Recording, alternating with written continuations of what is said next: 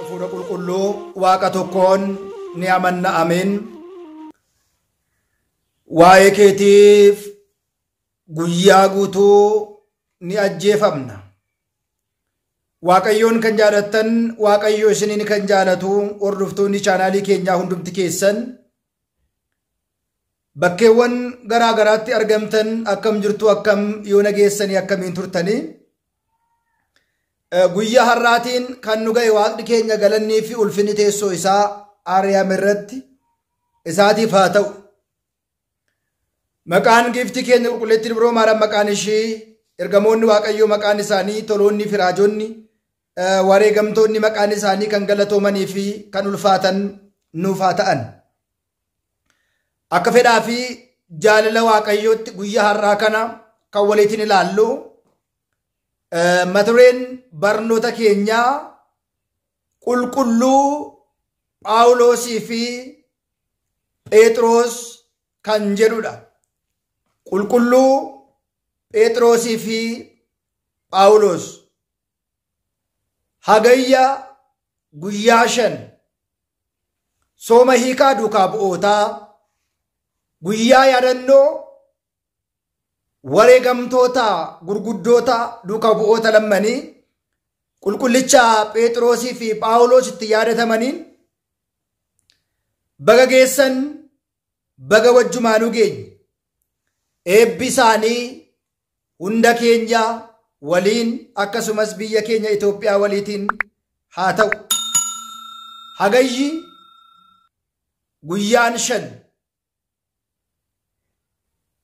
yookiin immoo haamleen guyyaa 5 qulqulluu Phexrosii fi Phaawulos guyyaa boqonnaa isaanii manni kiristaanaa keenya isaan yaadattudha. Macaafni qulqulluu waa'ee keetiif guyyaa guutuu ni ajjeefamnaa jedha. Hunda dursa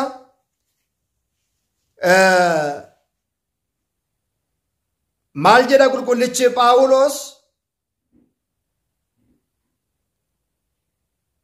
Macaafa kana gubbaa irratti jaalala Kiristoos irraa maaltu adda nu baasaa jedha.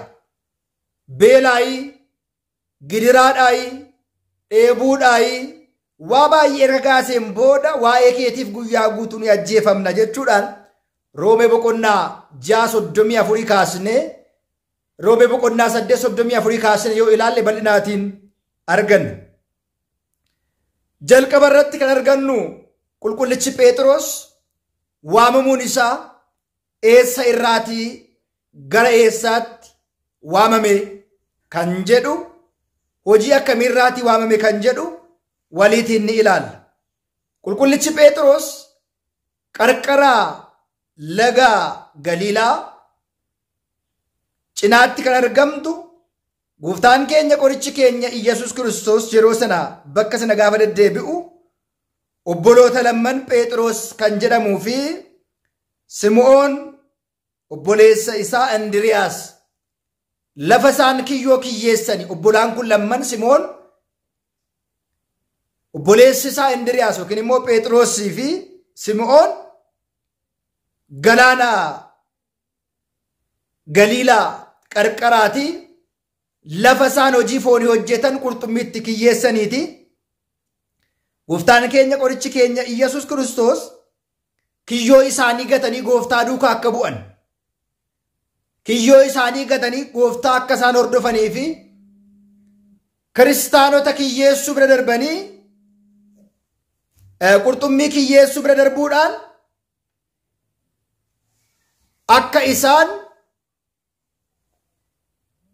akka isaan ilma namaa kiyyeessan.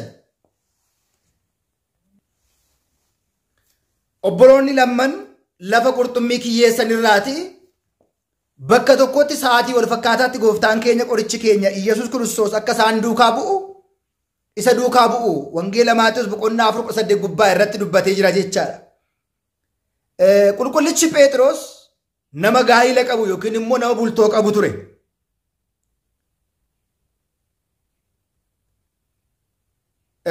Phiriixawaa kan jedhamtu haadhi warraa isaa Phariitawaa kan jedhamtu turtee jedha. haati warraa isaa Phariixaawaa kan jedhamtu turte. Gooftaan keenya qorichi keenya Iyyasuus Kiristoos gara qulqullicha Phexrositti gara mana qulqullicha Phexrositti seenee haadha warraa isaa yookiin immoo amaatiin isaa dhibee hurguftuu jedhamuutiin qabamtee otoo jirtuu harka isaatiin qaqqabatee dhibee kanarraatii amaatii isaa haadha warraa isaa fayyiseeraa jedha wangeela Maatewos boqonnaa 8:14 gubbaa irratti argana jecha. Itti aanee qulqullichi Phexros kan ittiin beekamu keessaa wantoonni inni ittiin beekamu keessaati tokkoffaan qarqara laga Galiilaatti gooftaan erga yaa gooftaa si ta'eeti bishaan kanarra akka hin deemu na ajaji jedhee gaafatee ture jedha. Innis koottu jechuudhaan qulqullicha Phexrosiitiin bidiruttii irra taa'ee gara Iyyasuus Kiristoos yeroo qaqqabu bidirura taa'ee gooftaan keenya Iyyasuus Kiristoos bishaanicharraa yeroo deemu ilaaleetu sodaatee jedha. Gooftaan keenyas yaa gooftaa na fayyisi jechuudhaan iyye. Yeroo sana gooftaan keenya Iyyasuus Kiristoos harka isaa qabatee bal'isee qabatee ati amantiin kan si hir'ate maaliif shakkitaa jechuudhaan wangeela Maatewos boqonnaa 14:28 irratti dubbatee jira jechaadha. Itti aanee nyaata iraata yookiin immoo laaqana erga nyaataniitiin booda gooftaan keenya Iyyasuus Kiristoos Simoon Phexros yaa ilma Yoonaa isaan kana caalaa na jaalattaayi jedheen. Yaa gooftaa akkan si jaaladhu atuu ni beektaa gaafa ittiin jedhu hoolota koo ishee xixiqqoo ishee giddu galeessa warra bilchaattota naa eegi jedhee gooftaan keenya qorichi keenya Iyyasuus Kiristoos ajajeera jecha. Itti aanee qulqullichi Phexros biyya Filiphos Qeesaariyaa bakka jedhamtu gaafa qaqqabu namoonni ilmaan namootaatiin eenyu jedhu jedhee gooftaan keenya gaafateera. Kaan isaanii Phexros, kaan isaanii Yohaannis, kaan isaanii immoo raajota keessaa tokkodha ittiin jedhu jechuudhaan deebii kana gaafa deebisu isinoo maallaan jettu ati immaa jiraataa ilma Waaqayyoo jedhamta jechuudhaan waa'ee Kiristoos ragaa erga ba'eetiin booda maqaan isaa Simoon Phexros yaa ilma Yoonaa ati kattaadha. Kattaa kana irratti qulqulleetti mana kiristaanaa koo nan ijaara. Alli Si'ool diiguu hin danda'u. Furtuu mootummaa kootii siifan kenna jedhee gooftaan keenya qorichi keenya Iyyasuus Kiristoos wangeelaa Maatewos boqonnaa 16:17 gubbaa irratti waa'ee qulqullicha Phexros ragaa baheera. Qulqullichi Phexros gaara Dabra Taaboor irrattis yaa gooftaa iddoo kana taa'uun keenya gaariidha. Yoo jaalatte godoo tokko siif tokko Museedhaaf tokko Eeliyaasiif haa hojjennu jechuudhaan wangeela Maatewos boqonnaa 17 lakkoofsa 5 irratti qulqullichi Phexros dubbateera. Egaa amma ammaatti ilaalaa kan jirru seenaa qulqullicha Phexrosidha. Seenaan qulqullicha Phexros wangeela keessatti waamamuu isaatii eegalee seenaawwan inni hojjetee fi walitti dhufeenya inni gooftaa keenya qoricha keenya Iyyasuus Kiristoosiitiin waliin qabu ilaalaa jirra. Itti aanee qulqullichi Phexros guyyaa kadhannaa kamisaa yookiin immoo gooftaan jimaataa fannifamuudhaaf gaafa kamisa isaa duuka bu'oota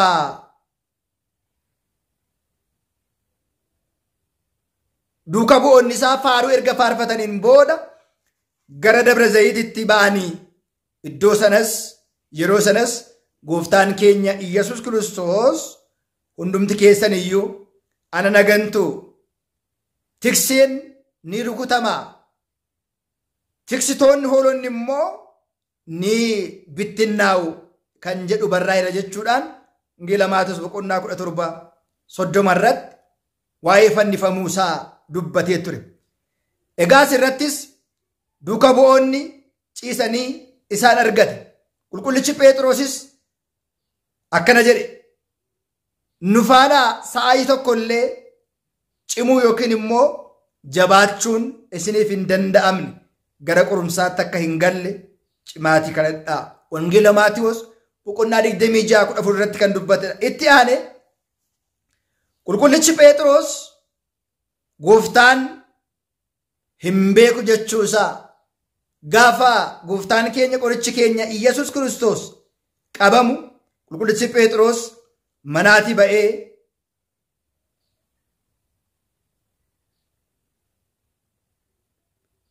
dallaa galaanaa cina taa'ee gargaartuun tokkos gara isaatti dhiyaatte, atis namicha isa Galiilaa Iyyasuus faana turte miti ittiin jette. Ani garuu isa hin beeku jechuudhaan isa ganee ture jedha. Wangeela Maatiyoos boqonnaa 27:75 irratti. Itti aane amalli qulqullicha Phexros jarjaraa fi atattama yookiin immoo nama jarjaru, nama baay'ee atattama yookiin immoo jarjaraa ture jedha. Amalli qulqullicha Phexros jarjaraadha jedha. Gooftaan keenya qorichi keenya Iyyasuus Kiristoos waa'ee du'uusaa, waa'ee du'aa ka'uusaa yeroo dubbatu, yaa gooftaa sirratti hin ta'u, kun tasuma ta'uu hin danda'u jedhee waa'ee fannifamuusaa yeroo inni itti himu kan ori'ee ture jedha. Itti aanee qulqullichi Phexros raajii ni raawwata ture jedha. Raajii ni raawwata ture. Innis egaa muuduudhaaf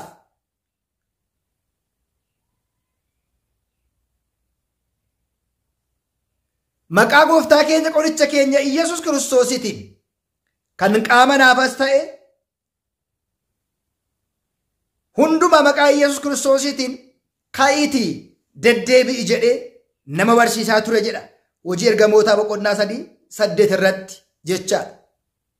Itti aanee qulqullichi Phexros